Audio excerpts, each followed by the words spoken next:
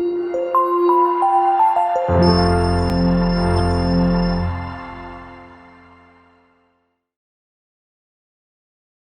a todos, sejam bem-vindos a mais um Odgers Talks. Eu sou a Daniela Mindlin-Tessler, sócia da Odgers Berndtson, uma das maiores consultorias de contratação de executivos do mundo e de soluções de capital humano. Eu tenho a honra, o privilégio de ter hoje conosco para um bate-papo, para conversar com Eduardo Terra, presidente da Sociedade Brasileira de Varejo e Consumo e conselheiro de diversas empresas como Boticário, Ipiranga, Pets, Extra Farma, Savignano Supermercados e sócio da BTR Varese. Eduardo, seja muitíssimo bem-vindo. Obrigado, Daniela, pelo convite. Uma honra estar aqui com vocês, falando um pouquinho sobre liderança, transformação digital e os temas que a gente vai abordar no nosso bate-papo. Legal, muito bom. Acho que vai ser, sem dúvida nenhuma, um grande aprendizado e muito enriquecedor, não só para mim, mas todos que nos escutam, poder te ouvir, toda a tua expertise que você tem aí nesse mercado do varejo brasileiro. Obrigada, Eduardo. Eduardo, nesse cenário, a gente sabe que é crucial as empresas acelerarem seus esforços de transformação digital existentes e capacitar a liderança em competências digitais, incluindo a gestão de equipes remotas, com eficácia e alto desempenho, e para que elas também possam melhor atender o cliente através de canais digitais e omnichannel. Como que as empresas de varejo brasileiro estão fazendo isso? Bom, acho que esse é um ponto fundamental, né? E acho que a gente tem que contextualizar um pouquinho o momento que as empresas estavam antes da pandemia, o que a pandemia gerou e a foto atual, né?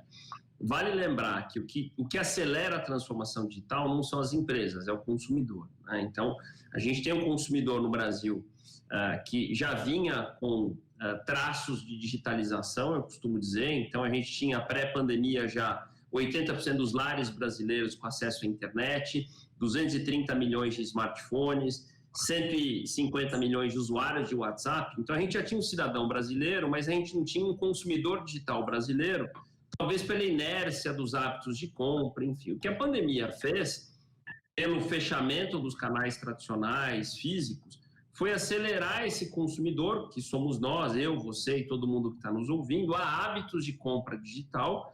Isso forçou as empresas a acelerarem seus projetos, suas iniciativas, em canais principalmente. Só que aí, indo para a tua pergunta, isso foi feito muito por tecnologia, por projetos, e muitas vezes sem as equipes, sem a cultura acompanhar. Então, hoje o que a gente percebe muitos, eu vou usar uma expressão, muitos puxadinhos digitais, né? Muitos projetos que têm tecnologia e, de fato, um grande gap de equipe, de cultura nas empresas. Isso não é a regra, né? Mas a gente vê muitas empresas com grandes déficits, grandes gaps, quando você olha os projetos que elas fazem, as iniciativas que elas têm de canais com o modelo de gestão e dos times. Então, acho que o desafio que existe daqui para frente é equalizar aquilo que acelerou a pandemia em termos de digitalização dos canais que o consumidor puxou, com o que está por trás, né? Que são os times, é um modelo de trabalho, um modelo de liderança. Quando a gente fala de transformação digital, a gente não pode imaginar que isso é uma agenda só de canais, né? É uma agenda que transcende, por exemplo, vender pelo e-commerce ou ser omnichannel. Isso remete à forma de trabalhar, à cultura do negócio. Então, acho que esse é um gap importante e eu tenho visto as empresas mergulharem nele. Excelente, muito bom. A internet, então, quebrou barreiras, né, no mercado de varejo brasileiro, mundial, e permitiu o acesso de uma grande quantidade de novos players por meio desses canais online. Então, para sobreviver à concorrência, é preciso buscar um diferencial. não apenas diante das grandes empresas do setor, mas também frente à série de pequenos e médios competidores que buscam um nicho de consumo. E houve, que a gente sabe, um monte de movimentos de privilegiar os pequenos varejistas e locais. Qual que deve ser, então, esse diferencial competitivo dos varejistas? Bom, primeiro, só vou contextualizar um pouquinho a maneira como você colocou a pergunta, né? De fato, a pandemia, ela trouxe um traço que a gente não tinha de inclusão de um varejo pequeno e médio nesse mundo digital, que era algo muito dos grandes. De uma certa forma, eu diria, porque essa inclusão se deu através dos marketplaces. Então, eu estou falando de Magazine Luiza, Mercado Livre, B2W, Via Varejo, são os 4 grandes marketplaces brasileiros, e foram eles que, na verdade, digitalizaram os pequenos e médios. Então, há uma inclusão através dos grandes ecossistemas e marketplaces. Esse é o primeiro ponto. No momento que vender pela internet deixa de ser o diferencial, como você colocou bem, que talvez fosse 10 anos atrás, né, ter um canal digital, hoje ter um canal digital é obrigação, quer dizer, a extensão de uma marca, de uma empresa de varejo. Então, a tua pergunta é apropriada, quer dizer, ok, todos têm um canal, então, no que eu vou ser diferente no meu? Então, aqui passa a ter uma discussão de, primeiro, qual é a proposta de valor que eu tenho? Essa proposta de valor não pode ser só preço, né? Eu não posso ir para o que a gente chama de mar vermelho de competição de preço na internet, principalmente se eu sou pequeno e médio, dificilmente eu vou competir com os grandes. Então, essa proposta de valor ela pode ser baseada, por exemplo, em sortimento diferenciado. Muita gente dessa cauda longa do digital tem crescido com uma oferta que você só encontra online. Eu tenho certeza que você já comprou alguma coisa no digital, falou, pô, eu nunca vi isso numa loja. Né? E é por esse motivo que você comprou online. Então, a tal da cauda longa, no mundo digital, ela é muito interessante, porque basta um player de internet que está localizado no interior de Minas Gerais, que ele consegue fazer aquela oferta através de um marketplace, chegar para o Brasil inteiro. Então, essa é uma proposta de valor interessante. A outra é algum tipo de proposta de nível de serviço. Então, eu tenho disponibilidade de estoque, eu entrego rápido, eu tenho uma assistência, enfim. Então, a proposta de valor do canal digital ela passou a ser discutida, antes bastava estar lá. Perfeito, faz todo sentido. Muito obrigada, Edu. A grande maioria das empresas não estavam preparadas, para esse cenário atual.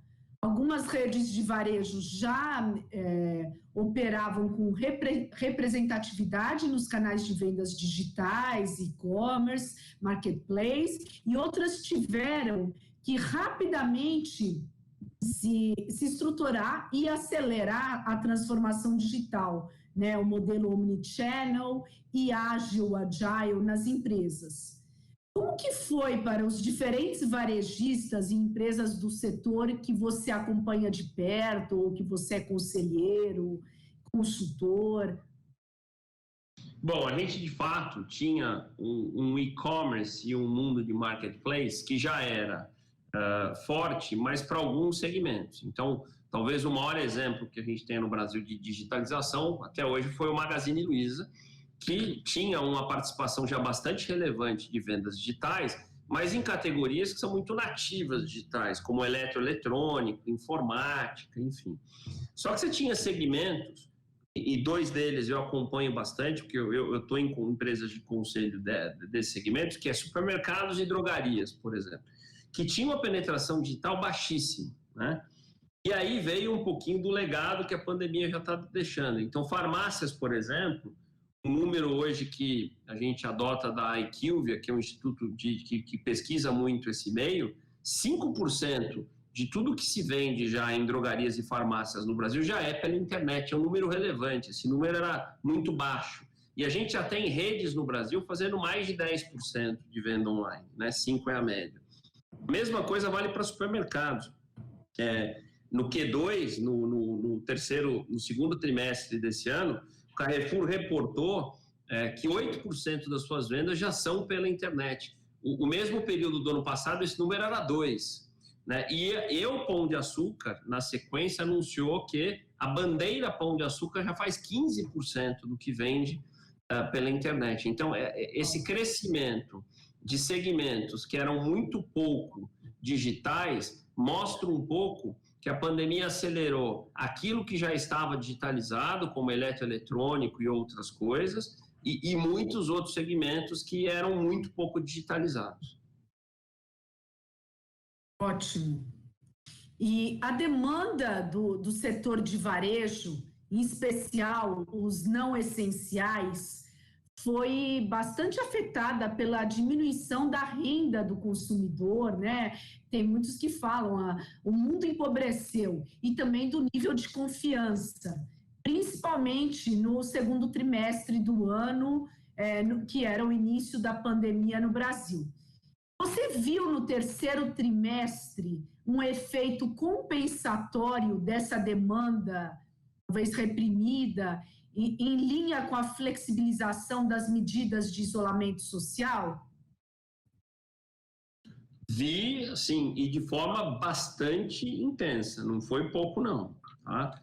A gente tem diversas empresas, só para a gente conceituar, né? Você está falando do chamado varejo não essencial, porque o chamado varejo essencial, que é o supermercado, a farmácia, o PET e o material de construção, ele não parou durante a pandemia, e ele surfou muito esta onda. Então, supermercados e material de construção estão tendo provavelmente um dos melhores anos da história, né? Que é uma combinação de ter se mantido aberto com os programas de incentivo do governo, de auxílio emergencial, e o supermercado sendo beneficiado pelo fato dos restaurantes terem ficado fechados muito tempo, as crianças não estarem indo para a escola, enfim. Então, tem esse lado. Mas o não essencial, que é a tua pergunta, que ficou na grande parte das cidades brasileiras fechado na sua operação física por praticamente 100 dias, né? Funcionando praticamente só no digital, foi muito penalizado ali no segundo trimestre. Então, abril, maio, junho. Em junho, né, já ali próximo do Dia dos Namorados, a gente começava a ver uma retomada, né? Algumas cidades começaram a permitir a reabertura, e de fato, de julho para cá, julho, agosto e agora setembro, tem uma retomada que dá para dizer, usando as letras que estão se usando, em V, né? E aí é uma combinação, sim, de uma demanda que ficou represada ou reprimida, né? O consumidor, aos poucos, voltando para os canais físicos, né? Se sentindo mais à vontade. Então, hoje, nas principais capitais, os shoppings vão aumentando, as lojas e os shoppings, os horários permitidos de funcionamento, mas, principalmente, houve um grande programa de distribuição de renda no Brasil, que tem um lado muito positivo de curto prazo.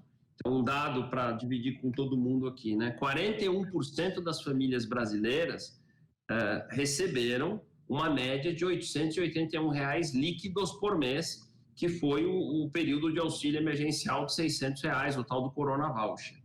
Então, 4 em cada 10 famílias passaram a ter uma renda que muitas delas não tinham antes da pandemia. Então, principalmente para a classe C e D, houve aumento de renda, né? E o emprego não foi tão impactado, tanto que teve uma perda grande de emprego aí em abril e maio, mas junho já estabilizou e julho já começou a recuperar. E muita gente não foi procurar emprego justamente por conta do auxílio emergencial. Então, para o varejo que atende a classe C e D, não essencial, desde julho houve muito crescimento. E para as classes A e B, que o auxílio emergencial não tem efeito, teve outro efeito. Os números de Banco Central e dos bancos mostram um aumento de poupança dessa população. Por quê? Porque tem um segmento da economia brasileira que ainda não retomou, que é o segmento de serviços, né? Então, a gente não voltou a frequentar restaurantes, a gente não voltou a viajar, a gente não voltou a consumir muitos serviços que, quando você fala de classe AB, isso significa o quê? Redução de despesa familiar.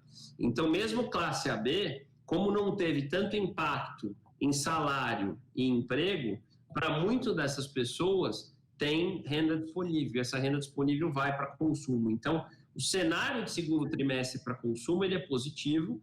A preocupação é o que vem lá na frente. Todo esse pacote de auxílio emergencial, se a gente não tomar cuidado e não fizer a lição de casa, ela é uma bomba de déficit fiscal que a gente vai ter que pagar depois. Ótimo. Você observou, Edu, muita ruptura no varejo brasileiro em virtude da sua cadeia de suprimento pouco flexível, dependência, por exemplo, da China ou de poucos fornecedores que paralisaram suas operações por conta da pandemia? E, além disso, a gente teve que contar com a desvalorização do real?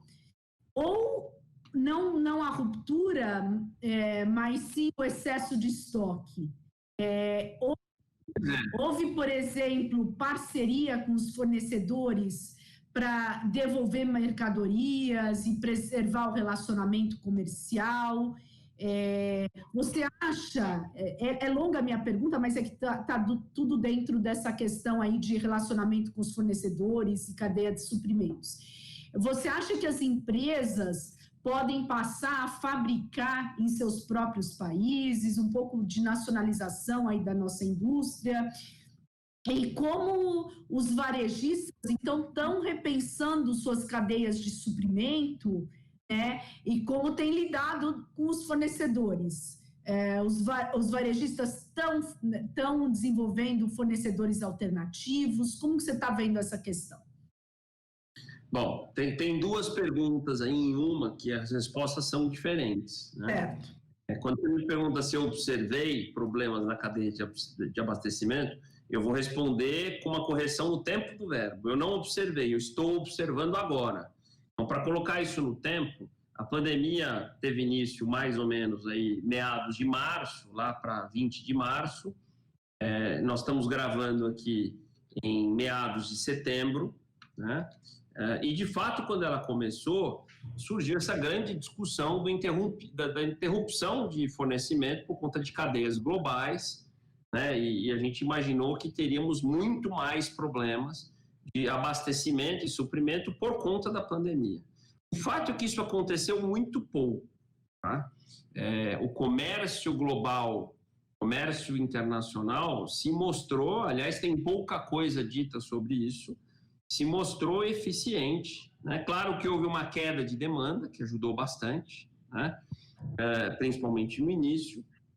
Então, tirando coisas muito específicas, e os primeiros exemplos foram os famosos EPIs, né? Os equipamentos de proteção individual, máscara, depois os respiradores, por um acréscimo de demanda e não por um problema de abastecimento, a gente teve muito pouco problema grave de abastecimento e de supply março, abril, maio, que foi o pico da pandemia, né? A gente conseguiu, e claro, a discussão de revisão do modelo de cadeia naquele momento foi grande. Claro, muita empresa hoje tem seus planos de contingência, de backup revisados, né? Mas eu acho que não a ponto de nacionalização total de produção. Claro que tem uma coisa do dólar, enfim.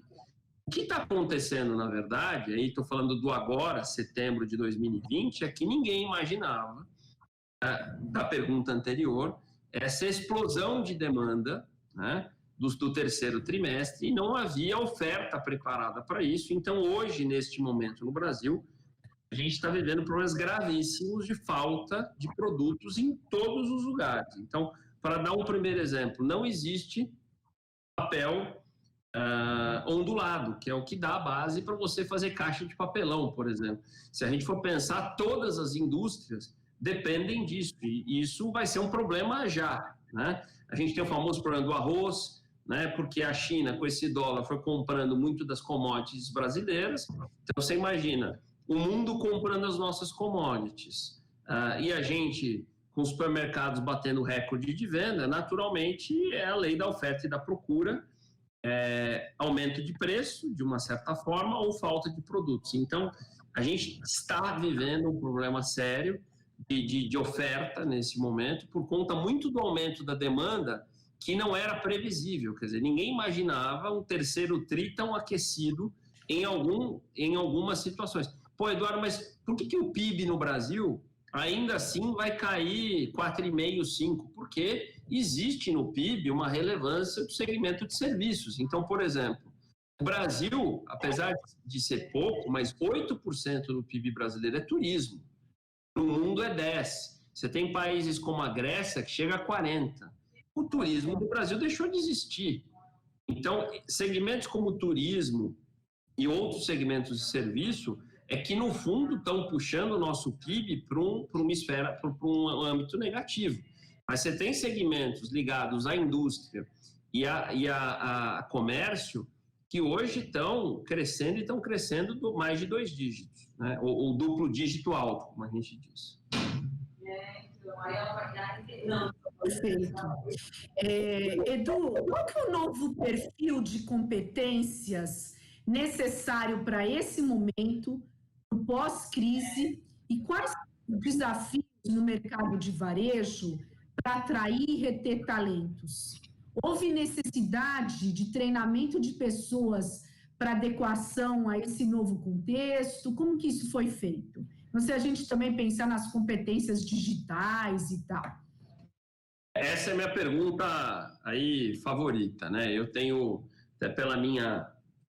Eu estou em muitos conselhos, eu adoro o que eu faço e tem sido muito a discussão que a gente tem, né?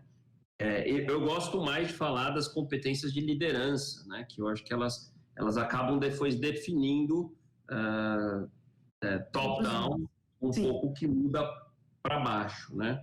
E eu tenho dito o seguinte, que para mim 3 competências novas, que não são exatamente novas, mas ganharam protagonismo muito grande durante esse processo todo que a gente está vivendo. A primeira delas é a capacidade do líder de lidar com a mudança, né? A gente já falava que a gente via no mundo VUCA, né, de volátil, incerto, complexo, instável, mas a gente não imaginava que vinha uma pandemia desse tamanho pela frente. A gente achava que as coisas já estavam complexas, né? E eu estou convicto de que vem mais por aí. Talvez não venha como pandemia, mas vem mudança, vem transformação. Então, o líder que está nos escutando, o executivo que está nos escutando, nós falamos assim, vai acabar a pandemia e entraremos numa reta tranquila de 1 ano, não entendeu nada. Né? Eu gosto muito, não sei se você conhece, Dani, mas eu tenho usado muito como referência, um autor que é o Nassim Taleb, que escreveu lá atrás o Cisne Negro, né? Que para quem não conhece é a analogia de que tem sempre alguma coisa diferente, mas o livro que eu quero falar dele é o Antifrágil. O Antifrágil, para mim, é a competência que define esse líder hoje. O antifrágil, quer dizer, você não pode ter essa fragilidade diante de um mundo que te impõe muita transformação. Então, essa é uma delas. A segunda é a tecnologia, a digitalização. Ah, mas eu não sou de TI, isso é uma coisa que a gente acaba ouvindo. Não interessa. Não interessa a tua carreira, você pode ser vendas, marketing, recursos humanos. O protagonismo que a tecnologia ganhou nas empresas e na nossa vida demanda que todos os executivos, conselheiros, e aí isso dá para descer já para todos os níveis, o profissional hoje tem que ter uma competência de digital e tecnologia para poder tomar decisões, pensar estratégia. E a terceira, essa é bem da pandemia, é saber trabalhar de um jeito diferente. Eu acho que essa vai ter muita gente dando tilt, né? Isso vale para o presidente, isso vale para o diretor, isso vale para o gerente. A gente hoje ainda está em modelo de home office, a gente caminhando para modelos híbridos, as pessoas não vão querer voltar a trabalhar de segunda a sexta no escritório do jeito que elas trabalhavam antes, as pessoas não vão querer pegar uma ponte aérea para fazer uma reunião tática no Rio de Janeiro, as pessoas não vão querer fazer evento físico por qualquer motivo. Então, esse modelo que a gente vai ter, híbrido, né, de trabalhar um pouco em casa, um pouco no escritório, reuniões, ora presenciais, ora digitais, eventos que a gente vai ter que saber dosar, porque eu também não acredito que o mundo vai ser digital para o resto da vida, né? Naturalmente não vai. Mas saber construir esse modelo híbrido de trabalho equilibrado, seja eu quem define isso, seja eu participante disso, para mim é uma competência importante. Então, resumindo, é isso: é o antifrágil, saber lidar com a mudança, ter tecnologia como competência determinante da minha carreira e saber operar e saber coordenar esses novos regimes de trabalho. Concordo bastante com você. O comportamento do consumidor do varejo mudou muito durante a pandemia. Prevê-se que muitos consumidores continuarão comprando online, porque a experiência foi boa, rápida, fácil. Qual é a combinação de compras online e na loja esperada? E qual é a combinação de funções necessárias para dar suporte a isso? E que habilidades são necessárias para fornecer, né, um atendimento excepcional ao cliente online, em vez de pessoalmente? Primeiro, assim, não existe não tem mais dúvida de que o que se arrancou, se acelerou de venda online não foi algo provisório de pandemia, tá? A gente já está, como a gente falou, em setembro, o varejo já está todo aberto, funcionando. Claro, as pessoas estão com receio, mas os padrões estabelecidos de venda pela internet estão mantidos, né? E eu acho que eles continuam porque, como você colocou bem, as pessoas testaram, experimentaram. Eu vou dar um número para você que assusta, né? O Brasil tem hoje 60 milhões de e-consumidores, pessoas que compram produtos e serviços pela internet.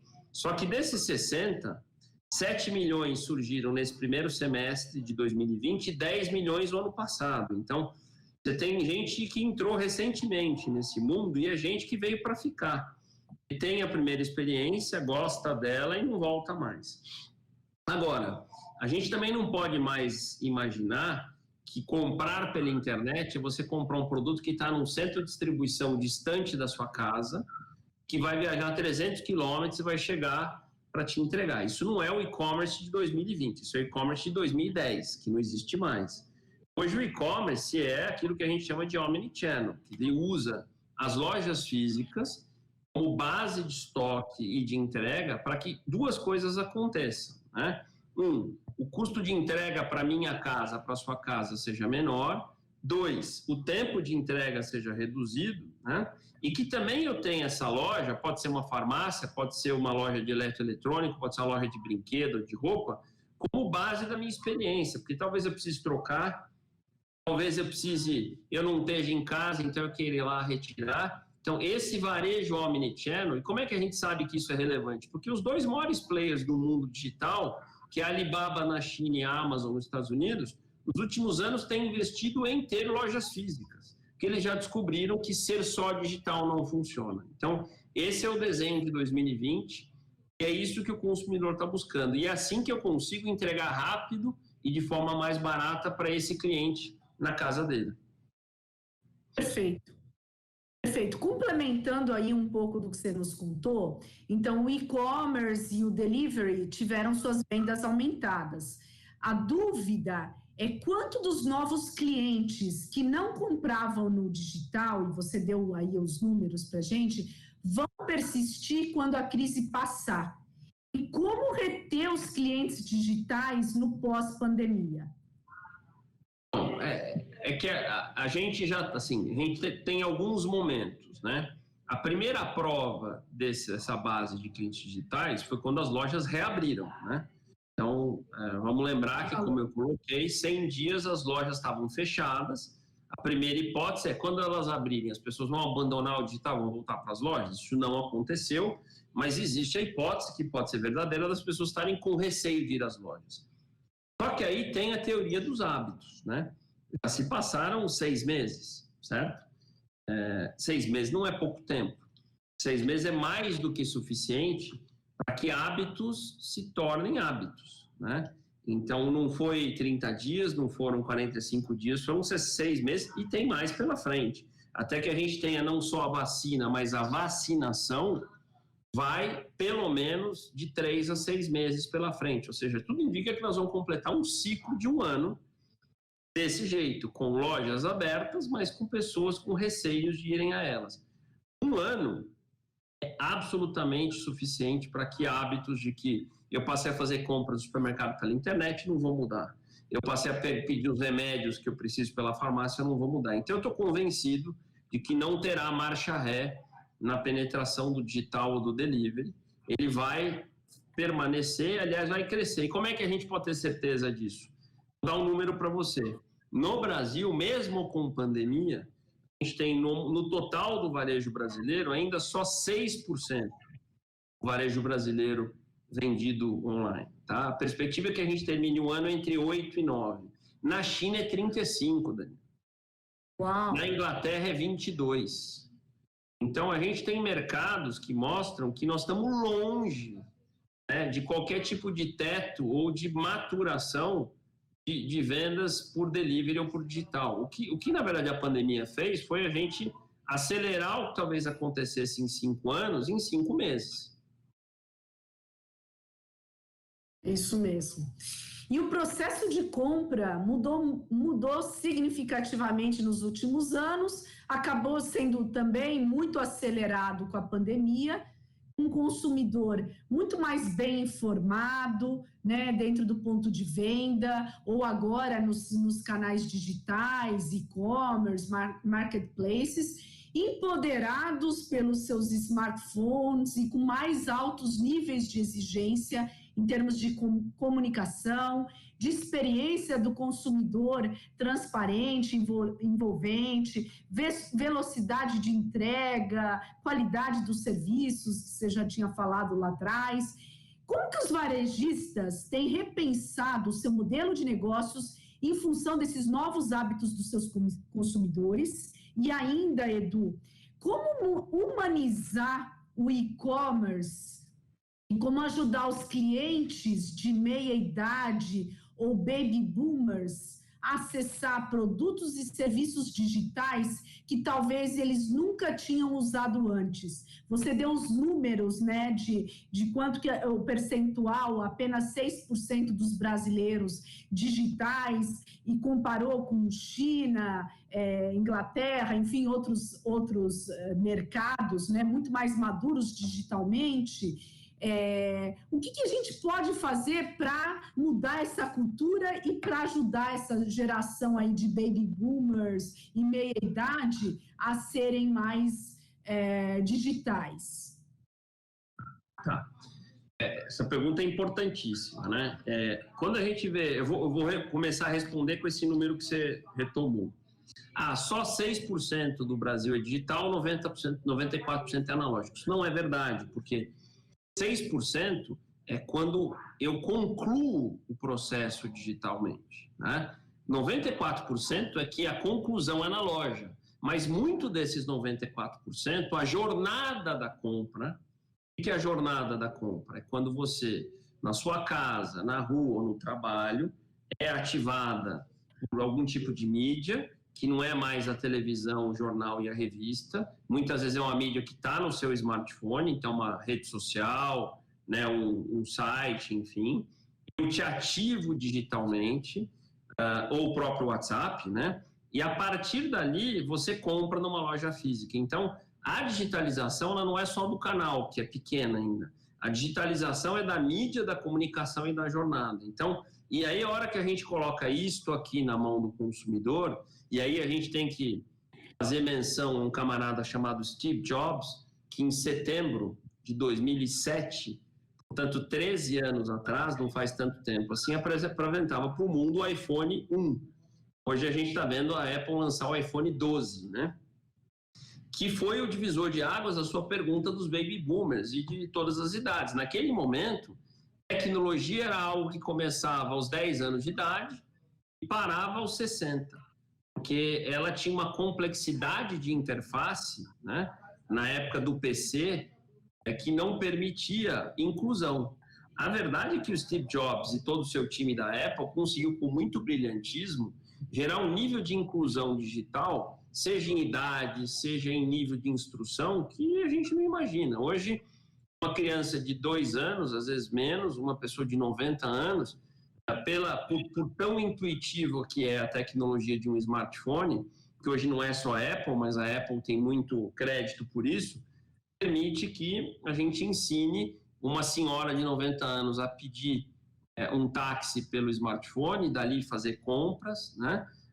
E uma criança. Então, há um nível de inclusão por conta da interface muito grande e que digitaliza isso. Então, hoje o varejo, respondendo a tua primeira pergunta desse bloco, preocupação não é só vender pela internet, é entender como é que eu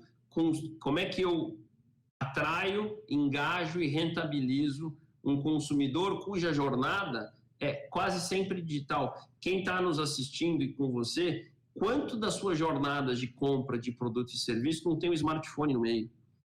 Né? Pode ser que você não compre por ele ou pelo teu computador, mas a tua decisão de que marca, aonde, ela vai, no mínimo você vai mandar um WhatsApp para uma pessoa perguntando, a sua jornada já está digital aí, né?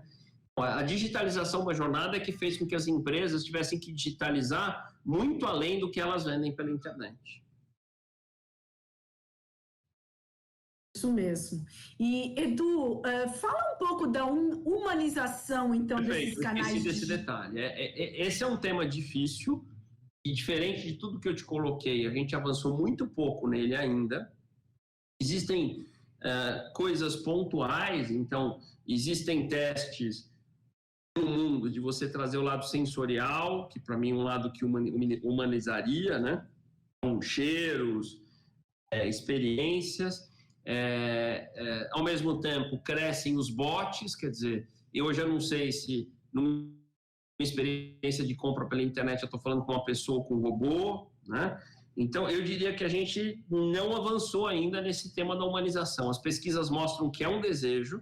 Como é que vai ficar a digitalização com a humanização? É uma preocupação, mas não é ainda uma realidade. Eu vejo poucas iniciativas concretas que a gente poderia exemplificar ou sinalizar nessa direção. Entendi. E aí, assim, também, perfeito, tá claríssimo. Então, aí a gente tem aí bons desafios pela frente. Desafios, essa é uma agenda de desafios, exatamente. Perfeito. E quais as mudanças, né, de comportamento dos consumidores geradas por essa crise que se tornaram mais evidentes, né? E qual a principal preocupação do consumidor em relação às compras?